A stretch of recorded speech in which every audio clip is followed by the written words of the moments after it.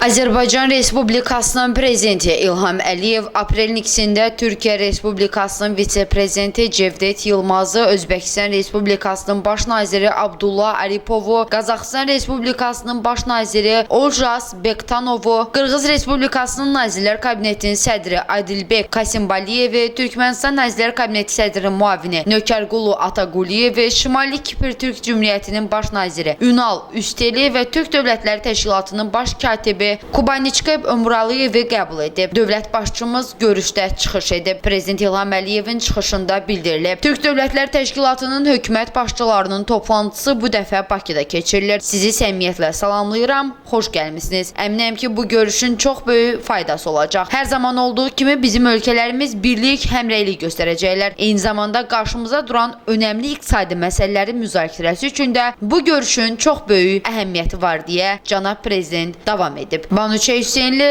Səs TV xəbər.